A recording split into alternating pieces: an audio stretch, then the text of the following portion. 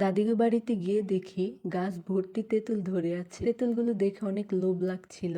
ভাবলাম তেঁতুলের চাটনি বানাবো, তাই আমার একটা কাকাকে বললাম তেঁতুল পেড়ে দিতে। আমি এখানে তেঁতুলের ভিডিও করতে করতে এখানে এসে দেখি ও গাছের আগায় উঠে গেছে, উঠে তেঁতুল পাড়া শুরু করে দিছে। গাছটা যেহেতু অনেক বড় আর ও ছোট মানুষ, ভয় লাগছিল যেন পড়ে না যায়, তাই বললাম তাড়াতাড়ি নেমে যেতে। গাছ ভর্তি তেঁতুল, তাই পারতে বেশিক্ষণ সময় লাগেনি।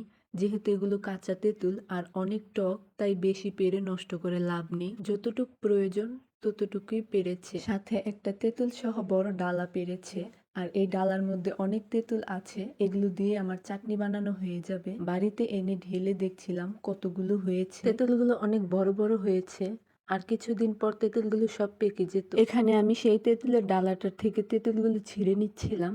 ইচ্ছে করছিল না ছিঁড়তে, মন চাচ্ছিল তেঁতুলগুলো ডালাটার সহই সাজিয়ে রাখতে, কিন্তু তেঁতুলগুলো কদিন পরই নষ্ট হয়ে যাবে, তাই সবগুলো তেঁতুল ছিঁড়ে নিলাম। ডালা থেকে সবগুলো তেঁতুল ছিঁড়া শেষ। এখন আমি তেঁতুলের পাতাগুলো বেছে নিচ্ছি আর তেঁতুলের বটুগুলো একটু ছোট ছোট করে কেটে নিচ্ছি। এখন তেঁতুলগুলোকে আমি পরিষ্কার করে ধুয়ে নিচ্ছি। তেঁতুল বাছতে বাছতে আমি চুলায় পানি গরম করতে দিয়েছিলাম, এতক্ষণে পানি গরম হয়ে গেছে। এই গরম পানির মধ্যে তেঁতুলগুলো কিছুক্ষণের জন্য চুপ দিয়ে ভিজিয়ে রাখবো। তেঁতুলের বটুগুলো আমি রেখে দিয়েছিলাম যেন সিদ্ধ করার সময় সুবিধা হয়। তেঁতুলগুলোকে গরম পানিতে বেশিক্ষণ রাখবো না, না হয় তেঁতুলগুলো বেশি সিদ্ধ হয়ে যাবে। তেঁতুলগুলো যেন আমি ছিলতে পারি সেই আন্দাজ মতো আমি গরম পানিতে ভিজিয়ে রেখেছিলাম। এখন তেঁতুলগুলোকে আমি উঠাই নিচ্ছি। গরম পানিতে কিছুক্ষণ ভিজিয়ে রাখার পর তেঁতুলের খোসাগুলো সুন্দরভাবে উঠে আসছিল। এরকম করে সবগুলো তেঁতুলের থেকে আমি তেঁতুলের খোসা ছাড়িয়ে নিয়েছি। খোসা ছাড়ানোর পর তেঁতুলের থেকে খোসার পরিমাণ বেশি, আর এই তেঁতুলের খোসা ছাড়াইতে যে আমার হাতের এই অবস্থা হয়েছে। আমি যেহেতু তেঁতুলের চাটনি বানাবো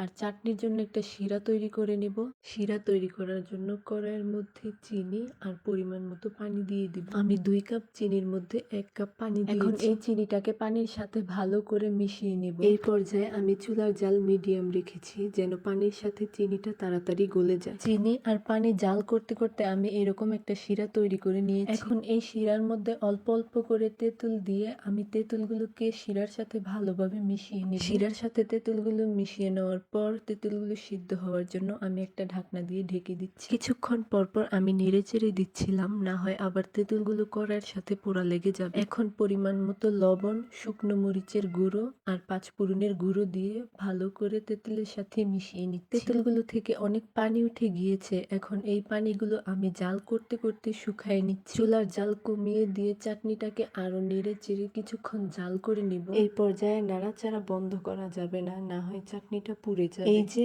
আমার কাঁচা তেঁতুলের চাটনি বানানো শেষ। এখন চাটনিগুলোকে আমি একটা বাটিতে তুলে নিচ্ছি, ঠান্ডা হওয়ার জন্য রেখে দিই। বানানোর পর চাটনির কালারটা কি সুন্দর হয়েছে, খেতে অনেক মজা হয়েছে। ভালো করে ঠান্ডা হয়ে যাওয়ার পর চাটনিগুলোকে আমি একটা কাচের বয়মে রেখে দেব। এইভাবে বানালে কয়েক মাস রেখে খাওয়া যাবে, নষ্ট হবে না।